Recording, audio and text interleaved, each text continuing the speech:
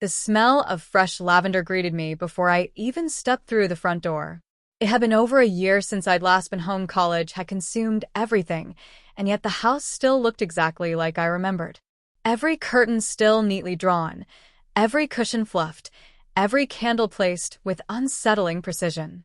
It was like time had stopped here. Or maybe it just didn't allow change. Alex. Mom's voice rang out warmly from the kitchen. You're early. I forced a smile and stepped in, rolling my suitcase behind me. Surprise. She appeared in the doorway like she always did, elegant, calm, and in complete control. Her pale pink sweater hugged her figure, and her hair, pinned up with one of her signature floral clips, made her look like she'd stepped out of a lifestyle magazine for women twice her age, but 10 times more polished. She hugged me tightly. Too tightly. You look thin, she murmured. We'll fix that. And your skin, it's gotten so dry. Are you moisturizing? I laughed awkwardly. Nice to see you too, Mom. The first few days were filled with old routines. Breakfast by 7 o'clock, no screens at the table, and soft piano music always playing in the background. She insisted it was soothing. But by the third afternoon, something shifted. I have a favor to ask, she said, placing a cup of chamomile tea in front of me. I'm prepping some pieces for the women's fashion class I teach at the community center. Just one of my little hobbies now. That's cool, I said absently, already reaching for my phone. She tapped her manicured nails against the mug. Would you mind modeling a few pieces? Just for fitting. No one else will see. It's just for fun. I frowned. Modeling? As in women's clothes? She smiled sweetly. Only for sizing purposes. And who else do I have? You're the perfect canvas. Please. The words felt harmless. She'd always been persuasive like this, gentle, never forceful, always smiling. So I shrugged. Fine. Just once. She handed me a soft white blouse and a knee-length pleated skirt. I hesitated, holding them in the light. This is definitely feminine, I muttered. She chuckled. You think I don't know that? The bathroom mirror watched me as I undressed, each layer peeling away the comfort of boyhood. When the skirt swished against my legs for the first time, I froze. It didn't feel like a joke. It felt oddly soft. Comforting, even. I opened the door slowly. Mom looked up and beamed. Oh, sweetheart. You look darling. I rolled my eyes, face burning. Yeah. You got your laugh. But she didn't laugh. Instead, she walked around me, adjusting the hem, smoothing the blouse's sleeves. I think you have the perfect bone structure, she said quietly. We'll have to try something with a belt next time. Next time? Her smile deepened. Oh, Alex. Don't act like you didn't enjoy this. By the end of the week, we'd gone through 6 outfits. Each time, the resistance in me shrank. It's just clothes, she'd say. It's not like I'm asking you to change your name. But then the camera came out. I need to take photos for the class, she said. Only for me to use, I promise. Photos? Seriously? It helps me remember how the fabrics fall. She had me pose, arms down, then hands on hips. Smile. Look soft. Tilt your head. Try the heels. Just for balance. Do you always carry heels in my size? I asked suspiciously. She smiled. A mother is always prepared. It was after the 10th outfit that she first said it. Ally, she whispered. That's what I'd name you if you were a girl. I blinked. Ah. Okay. It suits you. I didn't reply. I didn't correct her when she used it again. Or the third time. Or when she embroidered it on a towel and hung it beside mine. She invited Mrs. Clemens over for coffee. I thought I'd stay hidden upstairs, but Mom called out. Ally, come say hello. I froze. Mom, no. I'm not. Just come down, sweetheart. I descended the stairs slowly, praying she'd correct herself. But she didn't. Mrs. Clemens gasped in delight. Oh, isn't she precious? And I smiled. Automatically. I still don't know why. That night, I looked at myself in the mirror. Still in the floral skirt Mom had me try. Still wearing the lipstick she'd gently applied. And I whispered the name once, just to hear it. Ally. It didn't sound foreign. It sounded like it belonged. I returned from a short walk to clear my head, only to find the guest room closet completely changed. My old t-shirts and jeans were gone. In their place hung soft cardigans, pastel blouses, and 2 brand new dresses still with the tags on. "Mom," I called out. She appeared behind me with a gentle smile. "Oh, I thought you might need a few more options. You looked so beautiful yesterday, Ally." My breath caught. "Where are my clothes?" "I put them in storage. You won't be needing them for now, will you?" "For now." The words echoed like a low bell in my skull. I woke up the next morning to find a new routine waiting. A tray with toast, yogurt, and herbal tea.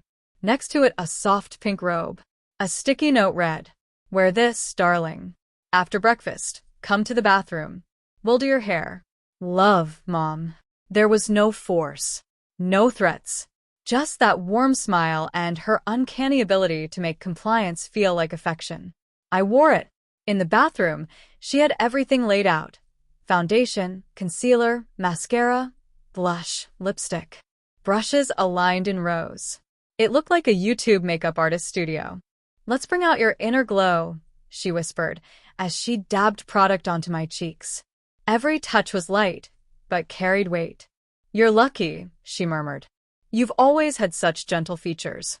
Makes the transformation so effortless." I didn't protest. I barely breathed. By the end, my face wasn't mine anymore. It was Ollie's. I didn't expect her to suggest going out, but she did. Calmly. Casually. "We'll just visit the boutique on Main.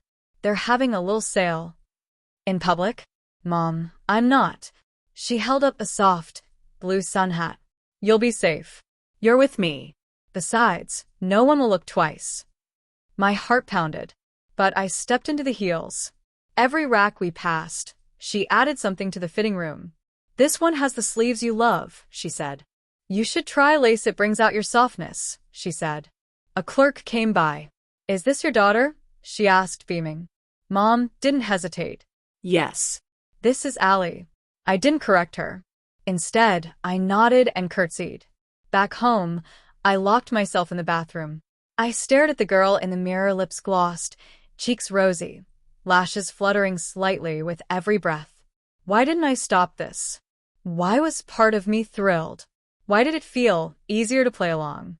That night, she laid out a floor-length gown, silky, midnight blue, with an open back.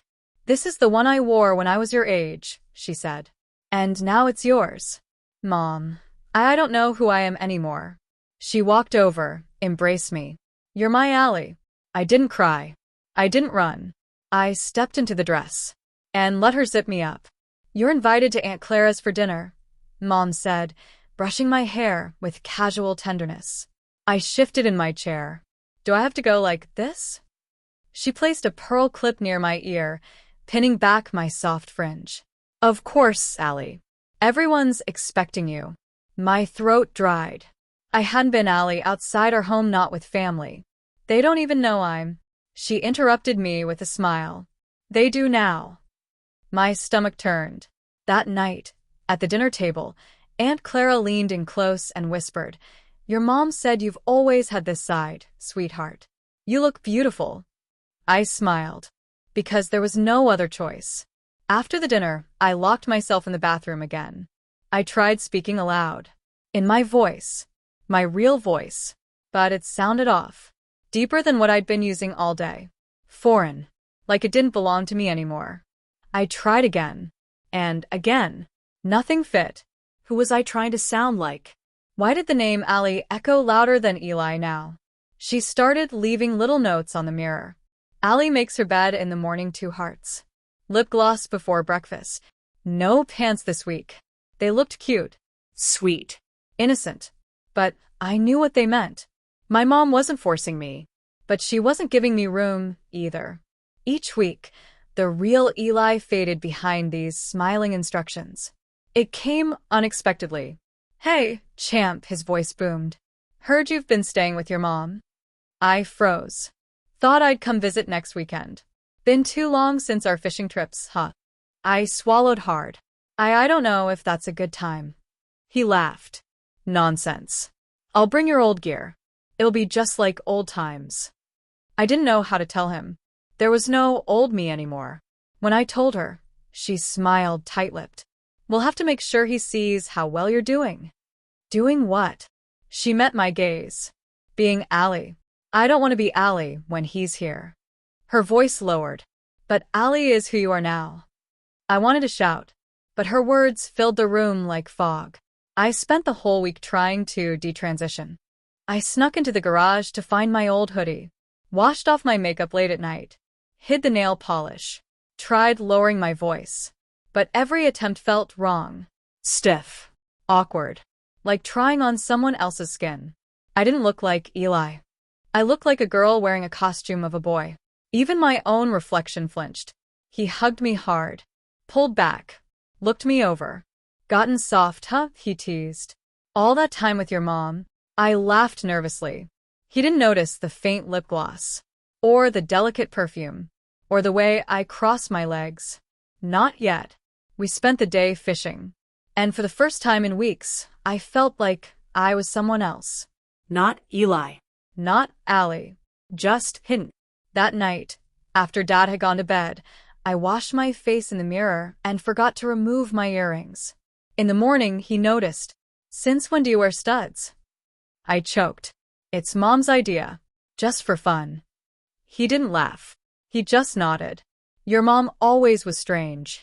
I felt something twist inside me. Strange? Was I strange? After Dad left, I braced for anger. Instead, she clapped. I'm proud of you.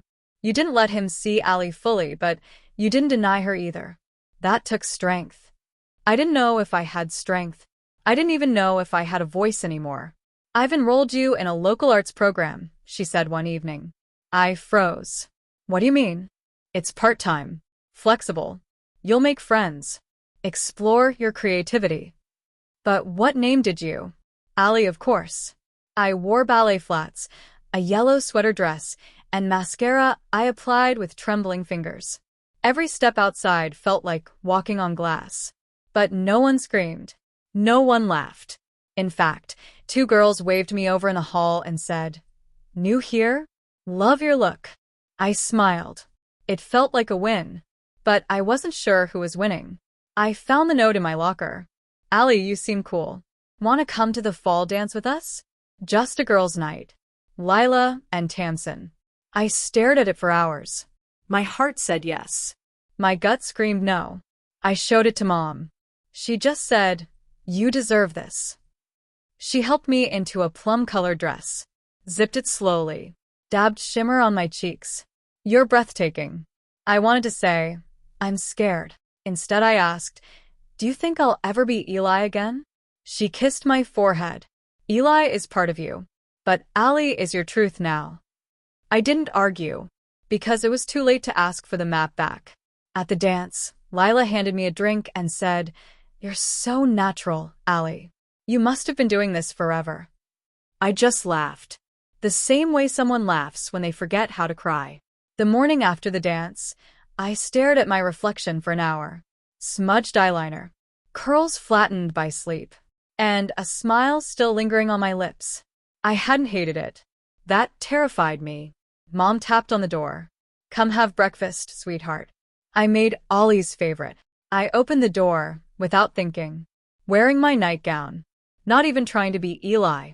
That weekend, I finally worked up the nerve. I opened the hallway closet, the one where she'd stored away my old clothes. Empty. No jeans. No sneakers. No hoodies. Only blouses. Skirts. Sweater dresses. Organized by color and season. I turned to her, stunned. "Where are my clothes?" She looked genuinely confused. "You mean Ollie's winter wear?" "I donated what didn't suit you anymore." I couldn't breathe. I refused to wear anything she picked. I stayed in bed, skipped meals, spoke in grunts, refused to do makeup, hair, or voice practice. For 3 days. Until she walked in with an envelope. "Fine," she said. "You want to be Eli again? Fill this out. Change your name back. I won't stop you." I blinked. Inside the envelope was an application for a boys' boarding school out of state. And a one-way bus ticket. I held the envelope for hours. Part of me screamed to take it, to run, be free. But as I stood in front of the mirror, holding one of Ollie's blouses against me, I realized something. I didn't know who I was running to anymore. So I tore up the ticket. Mom stopped making notes. She didn't have to. I started waking up early, Shaving. Moisturizing. styling my hair into soft waves. My own choice, right? I still told myself that. Even as I sat at the vanity, clipping tiny bows into my hair. Even as I smiled at the girl staring back from the mirror. One morning, I caught her snapping a photo. "Delete that," I said sharply. She smiled. Why? "You look adorable." Because I said so. But that night, I found it posted on her private Facebook. Captioned, "So proud of Ollie's growing heart." It had dozens of comments. I read every one and liked them. Subject: "We need to talk." It was short. Cold. He'd seen the post. "What the hell is going on over there? I want answers." Now. I stared at the screen. Tried typing. Erased. Typed again. Finally wrote, "I don't know who I am anymore." He never replied. Lila and Tamsin invited me again. "Bring jammies and nail polish," they texted. I almost declined, but something in me needed to go. We painted each other's toes, giggled over rom-coms, took silly pictures. And when they asked about my past, I just said, "That boy doesn't exist anymore." They didn't ask again. I started borrowing Mom's perfume. I followed skincare routines. I asked her for tips on eyeliner wings. Not because I had to, because I wanted to. And that was the scariest change of all. Mom took me to Dr. Park, a gender therapist. "You can say anything here," she told me. I sat silent for most of it, then whispered, "I don't know if this is what I want, or just what I've become." Dr. Park looked at me kindly. Both can be true. I didn't know whether to feel seen or trapped. For my birthday, Mom threw a party. Pink balloons, fancy cake, Music blasting. She invited my friends. Every card read, "To Ally."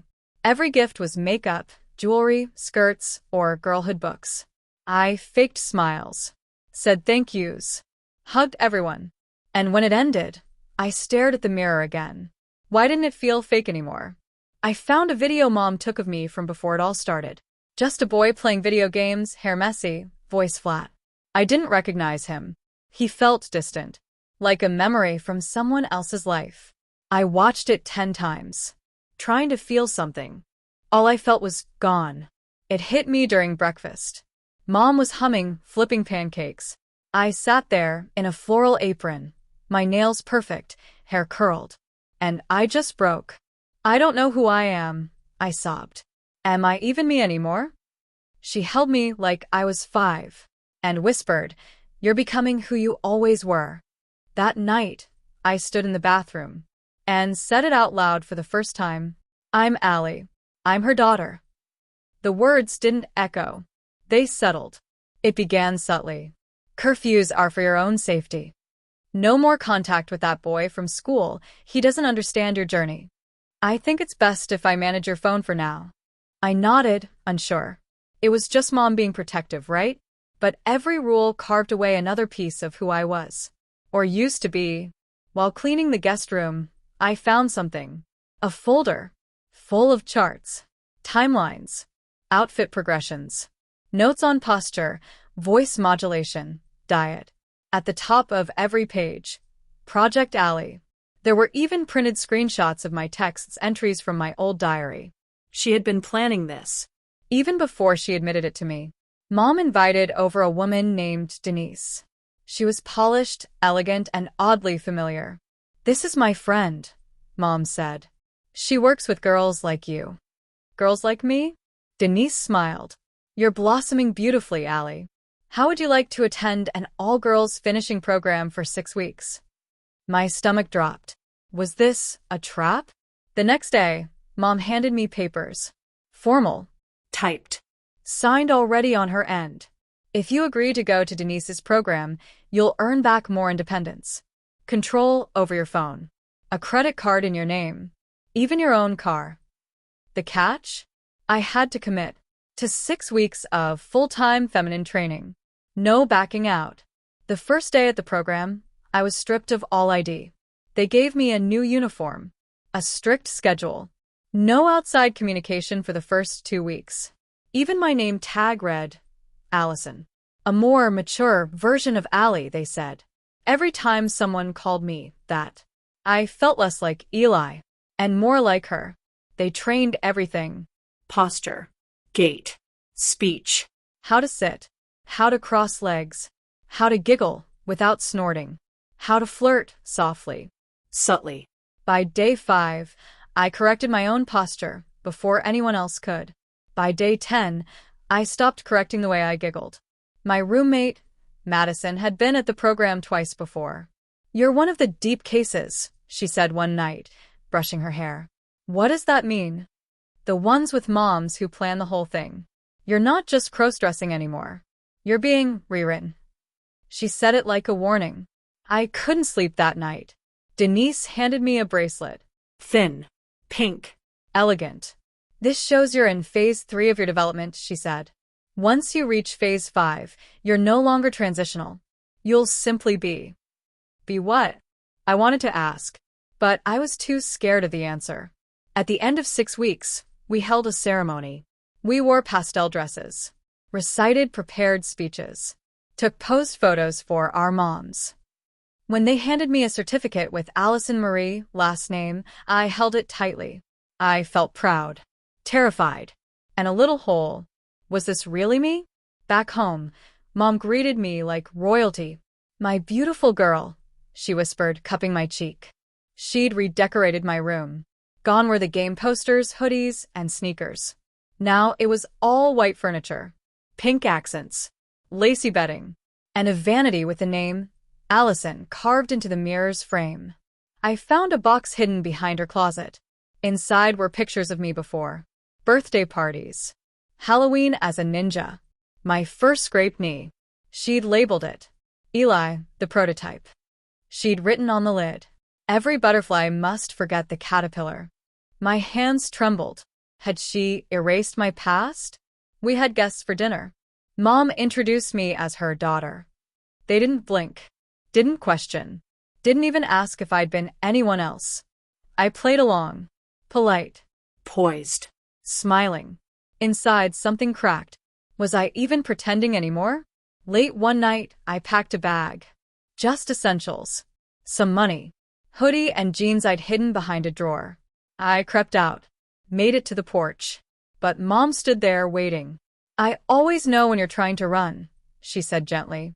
And then she opened her palm. In it, my old ID. Torn in half. On the 1-year anniversary of the game, Mom hosted a ceremony. Just us. She lit candles, played soft music, showed a slideshow of my transformation, then handed me a mirror. "Look at her," she whispered. "She's not a boy playing dress-up anymore. She's mine." I stared at the reflection and said the words, "I am Allison. This is who I am now." Everything had changed. I wasn't Eli anymore, not even in my thoughts. I woke up to my reflection. Long hair, soft skin, gloss lips. I dressed in soft pastel dresses, bowed headbands, matching flats. And every night I said the mantra, "I am Allison. I am her daughter." But somewhere in my chest, something still whispered, "Are you sure?" I no longer needed reminders.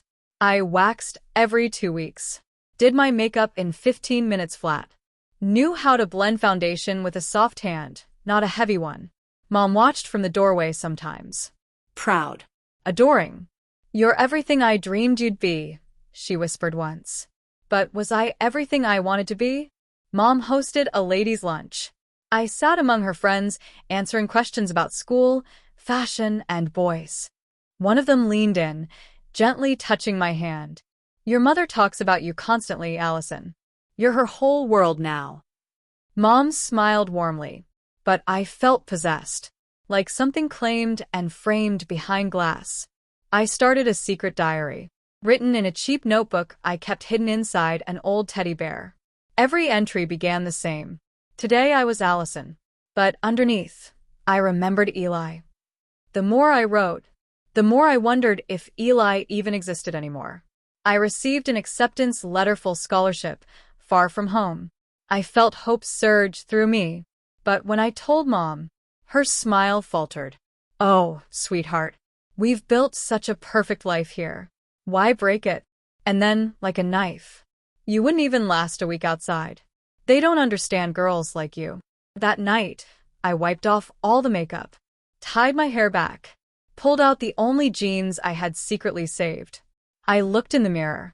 Still Allison. But maybe, just maybe, Eli still breathed somewhere beneath the blush. When Mom saw me, she froze. "I don't want to be Allison forever," I said. Silence. Then, "You don't know what you're saying. This is who you are." "I gave you everything."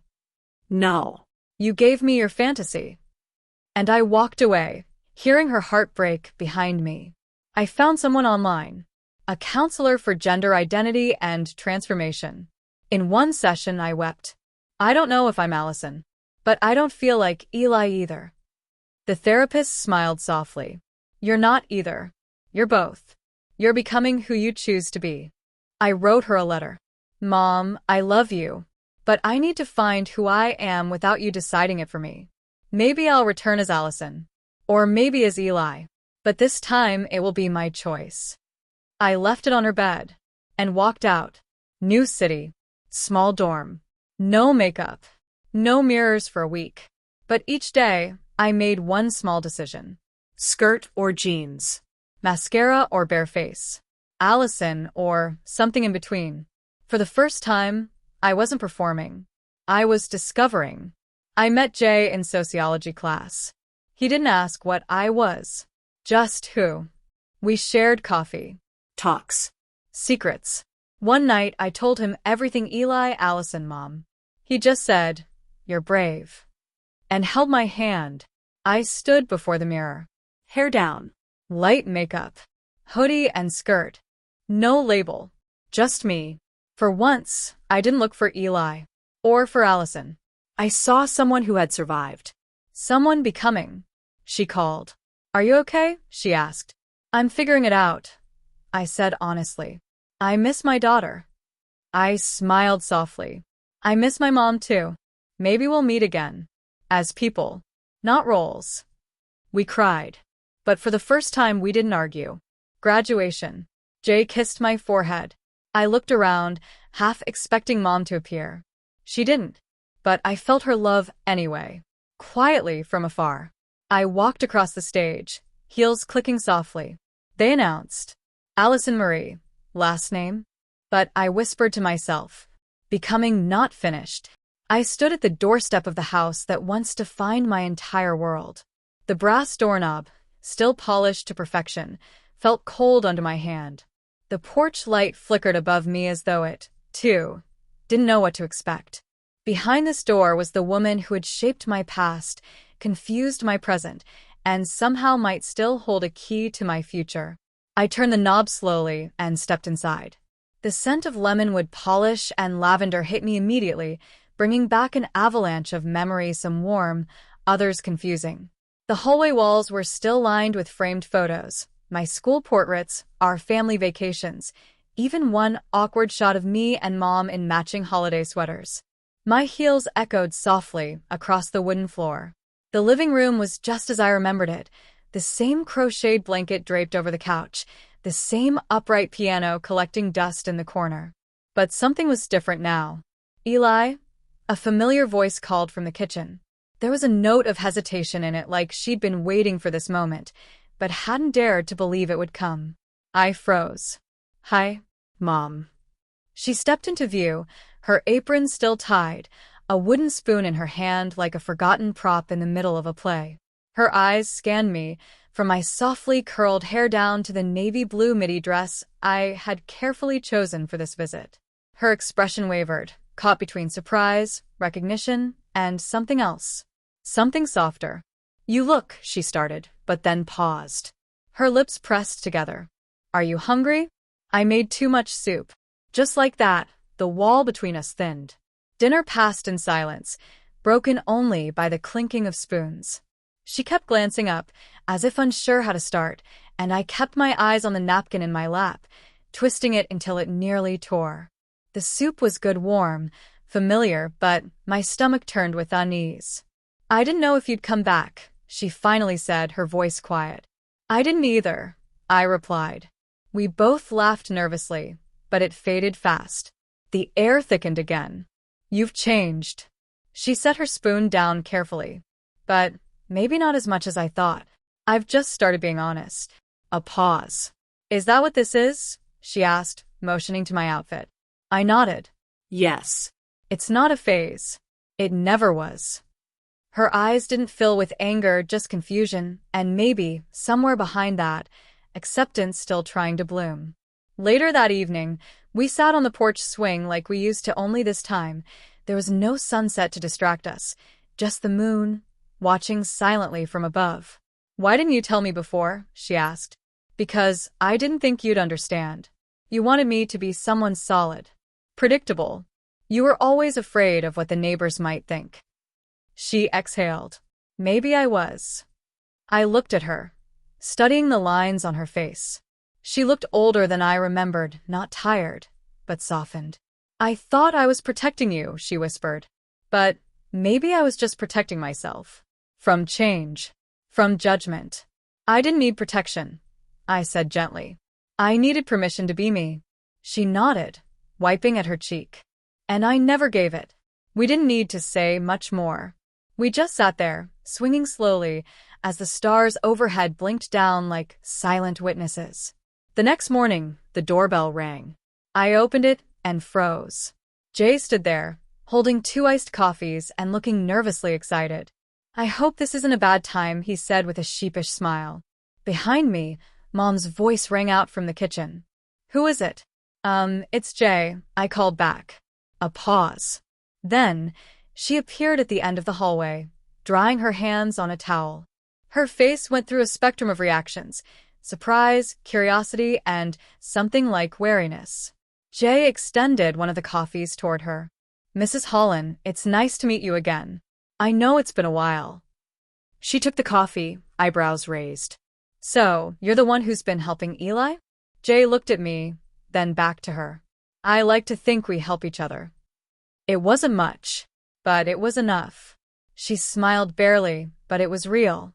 That night, she came into my old room, where I now sat brushing out my hair. The room hadn't changed much. The posters of cars still hung beside my new dresses. My makeup kit sat where my childhood baseball glove used to be. She stood in the doorway. "You look peaceful." "I feel it," I said honestly. She stepped inside and sat on the edge of the bed. "I owe you an apology. I tried to make you into someone you weren't. I thought I was doing the right thing. But I see now. I was just scared." "Me too," I admitted. "But I'm not anymore." She looked at me, eyes misty. "You're my child. However you choose to live, I'll love you.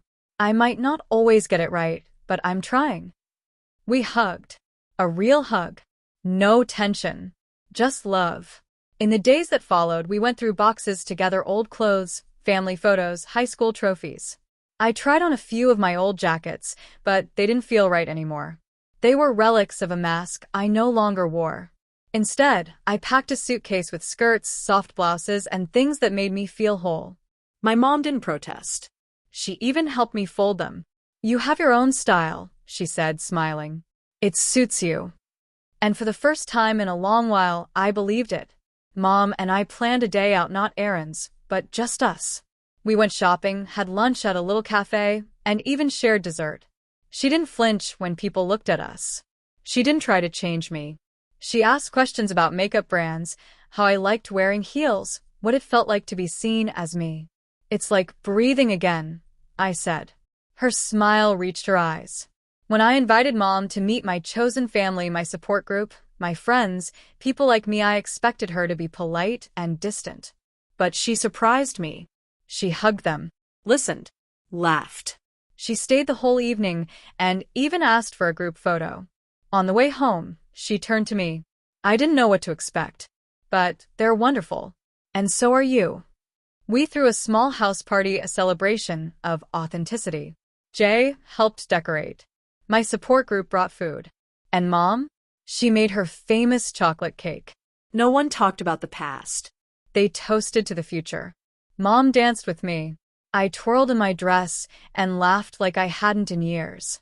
It wasn't pretend anymore. This was real. That night, I stood in front of the mirror in my childhood room. My reflection stared back, mascara perfectly in place, lips tinted rose, my dress flowing like confidence wrapped around my body. I no longer saw confusion or fear. I saw me. Not a lie, not a game, but a life finally embraced.